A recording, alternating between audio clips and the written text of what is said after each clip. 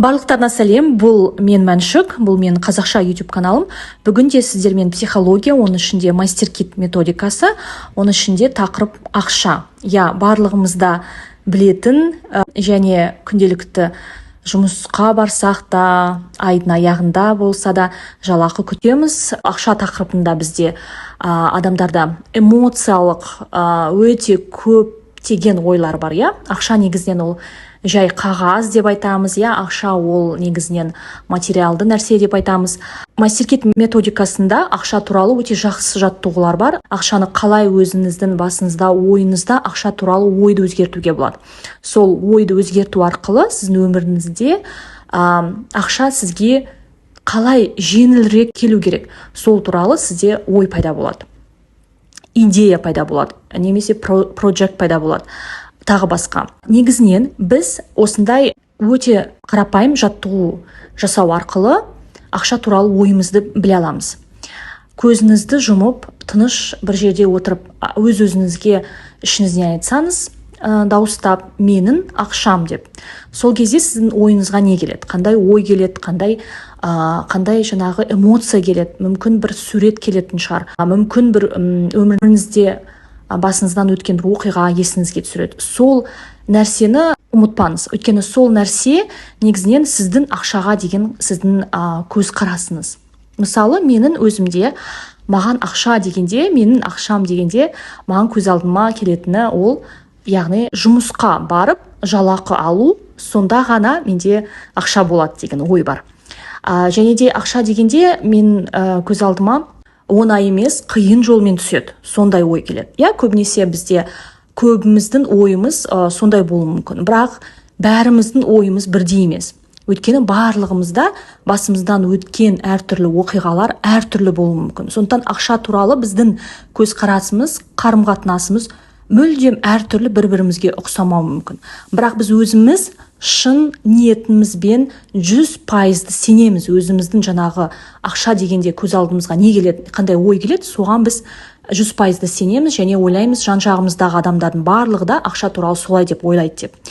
Бірақ ол тек біздің ғана ойымыз. Өмірде әртүрлі адамдар кездеседі. Әртүрлі адамдар ақша туралы әртүрліше ойлайды екен. Мастер-кит методикасы арқылы сіз установка дейді, жаңағы ойыңызды өзгерту арқылы өз өміріңізге ақшаны көбейте аласыз. Мастер-кит методикасында өте көп мысалдар бар. Адамдар өздерінің жалақысын 3 есе көбейту мақсатында мастер-китті сатып алып, қолданып, 6-3 айдан кейін сол мақсаттарына қол жеткізген. Өз бизнестерін жақсарту, тағы басқа. Өйткені негізінен біз ақшамен өте тығыз байланыстымыз. Бізде ақша туралы неше түрлі ойлар бар. Позитивті, негативті ойлар, эмоциялар өте көп. Біз кейде ақшаның кесірінен өзіміз ақша бәріне кінәлі деп санауымыз да мүмкін. Яғни менің өмірім жаман, оған кінәлі ақша. Менің ақшам жоқ және менің жалақым төмен деген сияқты ойлар.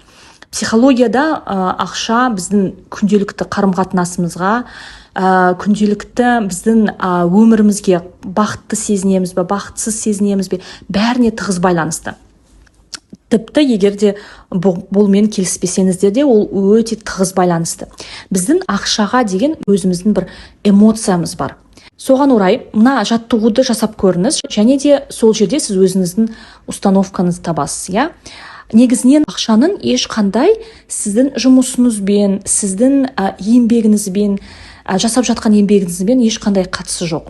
Мүмкін сізге бұны естіген орысша абсурд болып естілетін шығар.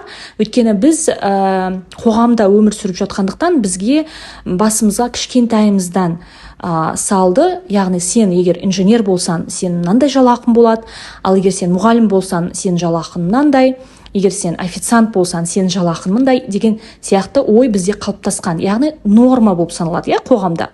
Біз білеміз, мынандай жалақы жоғары болып саналады, мынандай жалақы төмен болып саналады.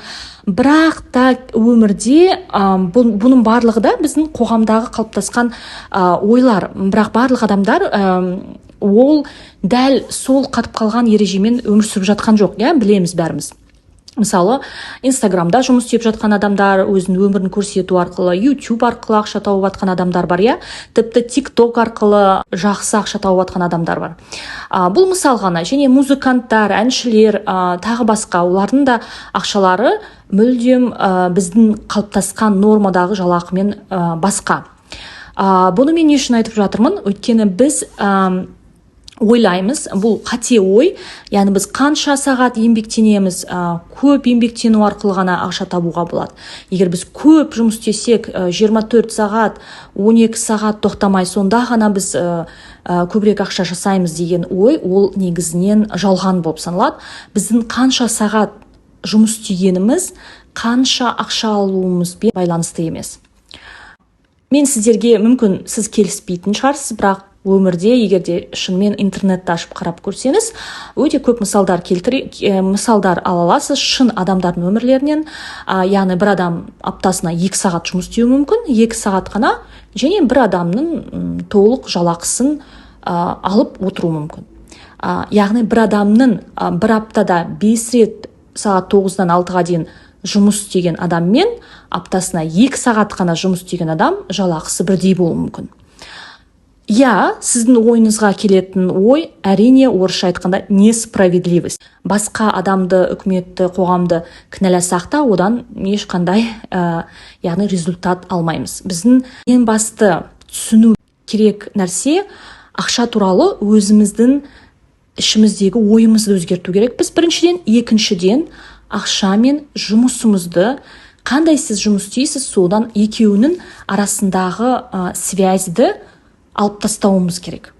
Әрине, бұның барлығын егер сіздер дұрыстап түсініп, дұрыстап түсінгілерін, мағынасын түсініп, өзіңіз өміріңізде ақшаны көбірек алуға мақсат қойсаңыз, менің өзімнің жеке консультацияма жазылыңыздар. Мен өзім MasterKit методикасын 2018 жылдан бастап білемін. Мен күн сайын қолданамын, сондықтан менің бұл туралы жаңағы мәліметтерім өте көп. Сондықтан маған комментарий қалдырыңыздар, Instagram бетім арқылы маған тікелей хабарласуларыңызға болады. Тыңдағандарыңызға көп рахмет.